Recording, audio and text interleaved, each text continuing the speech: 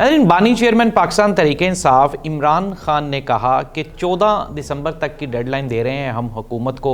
एक तो ये है कि पाकिस्तान तहरीक-ए-इंसाफ 13 दिसंबर को पेशावर में जो इस्लामाबाद के शोहदा हैं उनको खराज तहसीन पेश करने के लिए इमरान खान ने ये ऑर्डर दिया है कि उनकी इसाले सवाब के लिए दुआए खैर की जाए और उनके दर्जात की बुलंदी के लिए दुआए खैर की जाए और उनके साथ सोलिडेरिटी शो की जाए। ये 13 दिसंबर को पेशावर में ये पाकिस्तान तहरीक-ए-इंसाफ करने जा रही है। फिर उसके बाद इमरान खान ने साथ ही साथ ये भी कहा कि 14 दिसंबर तक की हुकूमत के पास डेडलाइन है, फिर उसके बाद हम लोग सिविल नाफरमानी उसको स्टार्ट करने जा रहे हैं।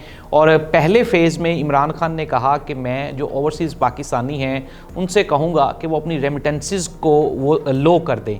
जाहिर सी बात है, अब जिनके रिश्तेदार अहलो याल पाकिस्तान में मौजूद होते हैं उनके लिए ख़र्चा तो उन्होंने भेजना ही भेजना है, लेकिन इसके अलावा जो एक्स्ट्रा इन्वेस्टमेंट्स आ रही होती हैं पाकिस्तान में ओवरसीज़ पाकिस्तानियों की जानिब से, जो कि हमारे बैरूनी ज़र मुबादला का एक अच्छा खासा वो एक हिस्सा बनता है, अगर वो रुक जाएगा तो उससे मुल्क को लाजमी तौर पे नुकसान होगा। पहले भी ये कहा जा रहा था कि इमरान खान की बॉयकॉट मुहिम का कोई असर नहीं होना, लेकिन फिर हमने देख लिया कि अभी पाकिस्तान तहरीक-ए-इंसाफ की जानिब से जो फ़ौजी मसनूआत का बॉयकॉट है उसके ऊपर एक आप ये कह लें अच्छा खासा आपको उसका रिस्पॉन्स मिला है। अब मैं इसको ज़ाहिर सी बात है कुछ और नहीं कहना चाहता, नहीं तो एक अच्छा रद्द-ए-अमल आया है ये भी हम कह सकते हैं। और पाकिस्तान तहरीक-ए-इंसाफ, मैंने एक दिन एक सर्वे किया, फिर उसमें मुख्तलिफ लोगों से पूछा कि कितने % लोग ऐसे हैं जो इमरान खान के कहने पे फ़ौजी मसनूआत का बाइकआउट करेंगे, तो मैं हैरान रह गया कि 80% से ज़ायद लोग ऐसे हैं जो ये कहते हैं कि यार अगर हम ये प्रोडक्ट्स यूज़ नहीं भी करेंगे तो हमें कोई फ़र्क नहीं पड़ेगा। लेकिन मैं आपको ये बताना चाहता हूँ कि ये ऐसी प्रोडक्ट्स हैं,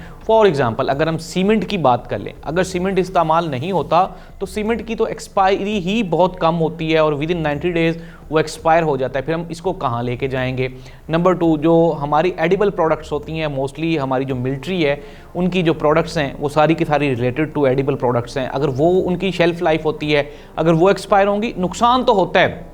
अब आप ये कहें कि लाख ये कहते रहें, पाकिस्तान टेलीविज़न पे ये प्रोग्राम्स चलवाए जा रहे हैं जी कि कोई इस तरह से नहीं कर रहा, बाइकआउट नहीं कर रहा, ये लोग ज़ाहिर सी बात अब बता के तो नहीं ना करेंगे, लेकिन हो रहा है और उसका आप ये कह लें कि रद्द-ए-अमल भी आ रहा है। और अगर हम देखें इस्लामाबाद की सियासत को तो उसमें भी जो तब्दीलियाँ हैं वो आपको बिल्कुल वाज़े तौर पर दिखाई देती हैं कि किस तरह से वो चीज़ें आप ये कह लें कि प्रोसेसिंग में हैं। अब अगर इमरान खान साहब इस तरह से वो कोई देते हैं, कॉल देते हैं बॉयकॉट की, तो फिर हम देखेंगे कि जाहिर सी बात है कि जो इंटरनेशनल रेमिटेंसीज़ हैं वो ऑटोमेटिकली रुक जाएंगी। अब हम आ जाते हैं दूसरे हिस्से की जानिब। मौलाना फजलुर रहमान साहब ने जो मदारस की रजिस्ट्रेशन का प्रोसेस है उसको लेके अपने खदशात का इजहार किया। अब मैं आपको बता दूं, मैंने ही आपको ये ब्रेकिंग न्यूज़ दी थी कि इसके ऊपर डेडलॉक अभी तक बरकरार है। मौलाना साहब ने एक तो आज मेरे ही बयान किया, मेरी ही खबर की, उन्होंने बिल्कुल उसको आप ये समझ लें कि उन्होंने जस्टिफाई कर दिया। उन्होंने कहा कि हम किसी भी तब्दीली का जो कि बनेगी आगे चल के उसका कोई हिस्सा नहीं बन रहे। अब इट मीन्स दैट मैंने आपको पिछले प्रोग्राम में भी बताया और मैं आपको लगातार खबरें दे रहा हूँ कि तब्दीली नागुज़ीर है। इस्लामाबाद में आपको ये मैंने ही खबर दी है कि फरवरी में कहीं ना कहीं जाके वो एक बड़ी तब्दीली प्लान हो रही है। अब कोशिश की जा रही है इन हाउस तब्दीली की, और मैंने ही आपको ये खबर दी थी कि अगर इमरान खान ना माना तो फिर इलेक्शंस की तरफ भी जाना ये भी मजबूरी बन जाएगी पाकिस्तान की, क्योंकि कहीं ना कहीं जाके सियासी इस्तेहकाम तो दरकार है हमें। अगर इमरान खान नहीं मानेगा, चूँकि इमरान खान पॉलिटिक्स का सबसे बड़ा स्टेक होल्डर है, जो कि अभी तक लग रहा है कि इमरान खान किसी भी सूरत में पाकिस्तान पीपल्स पार्टी के साथ इक़्तिदार शेयरिंग वाले फार्मूले पे नहीं जाएगा। तो इट मीन्स दैट अब मौलाना फजलुर रहमान साहब ने भी इसकी, उन्होंने कहा कि जी नहीं, हम बिल्कुल भी पाकिस्तान पीपल्स पार्टी के साथ जो इक़्तिदार की शेयरिंग वाला फार्मूला है उसके ऊपर हम लोग नहीं जाएंगे। इट मीन्स दैट फिर पाकिस्तान में एक सियासी अदम इस्तेहकाम वाली फ़िज़ा पैदा होगी और फिर उसका हल क्या निकलेगा? एट द एंड आपने जाना ही जाना है इलेक्शंस की जानिब। तो वो जो एक इन हाउस वाली ख़बर है उसके ऊपर अभी तक काफ़ी आप ये कह लें कि गुफ्तो शुनीद हो रही है, लेकिन उसका कोई आउटपुट नहीं निकल रहा। अब हम मौलाना फजलुर रहमान साहब की बात करें। फजलुर रहमान साहब ने कहा कि अगर मेरे मुतालबात ना माने गए तो फिर मैं भी अपने कारकुनों को लेकर इस्लामाबाद आ जाऊँगा। JUI के जो तर्जमान हैं उन्होंने भी कल मीडिया पे गुफ्तगू करते हुए कहा कि हमने अपने कारकुनान को तैयारी के ऑर्डर्स दे दिए। इट मीन्स दैट उनसे जब सवाल पूछा गया कि क्या आपके कारकुन तैयार, उन्होंने कहा जी बिल्कुल तैयार हैं, और अगर मौलाना साहब कोई नेक्स्ट मैसेज कन्वे करेंगे तो ये चार्ज हो जाएंगे और फिर उसके बाद हम लोग इस्लामाबाद का रुख करेंगे। तो नाज़रीन ये है ताज़ा तरीन सूरत हाल पाकिस्तान की सियासत की कि मौलाना फजलुर रहमान साहब भी चार्ड हैं, उधर से इमरान खान साहब ने भी कॉल दे दी है।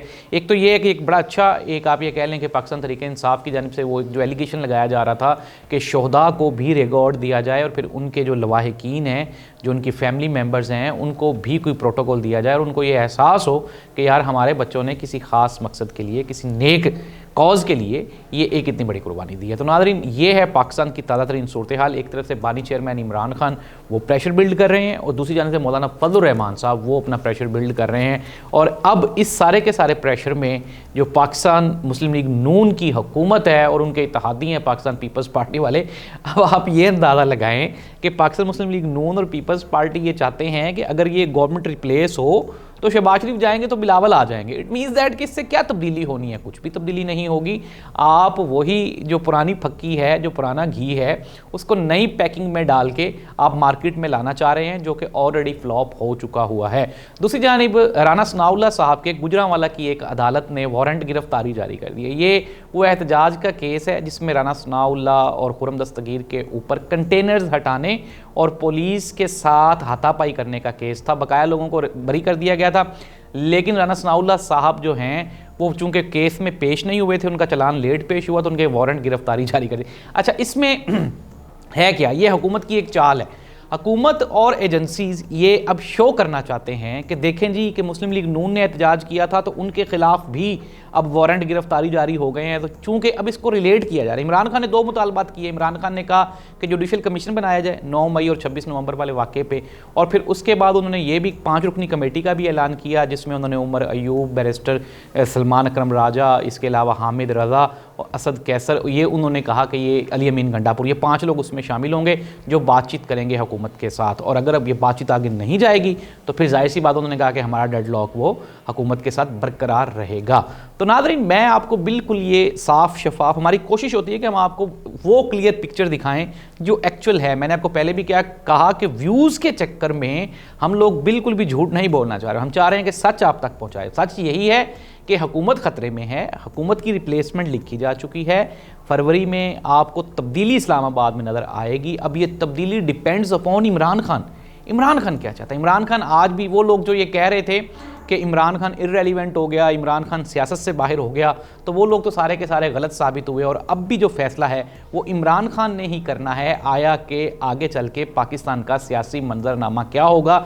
लेकिन एट द एंड हमने आपको सोल्यूशन देना है, तो सोल्यूशन इसका ये है कि हर चीज़ का, हर मसले का हल बातचीत के जरिए होता है। एस्टेब्लिशमेंट को चाहिए कि वो भी बातचीत का दरवाज़ा खोले, हुकूमत को चाहिए कि वो भी बातचीत का दरवाज़ा खोले, इमरान खान साहब को भी चाहिए कि वो कहीं ना कहीं जाके कोई डायलॉग्स ओपन करें। इमरान खान ने तो उसको इनिशिएट भी कर दिया, 5 रुकनी कमेटी बना दी है, लेकिन चूंकि हुकूमत के पास मैंडेट नहीं है तो अब देखना ये होगा कि फैसल वावड़ा और मोहसिन नकवी इन दोनों में से कौन इनके साथ पीटीआई के साथ डायलॉग्स करता है और इसका नतीजा क्या निकलता है। लेकिन पाकिस्तान में सियासी इस्तेहकाम के लिए मैं आपको 3 साल से ये कह रहा हूँ कि पीटीआई और इमरान खान को लूप में लाना ये नागुज़ीर है। अल्लाह इस मुल्क का हामी व नासिर हो। अल्लाह हाफिज़।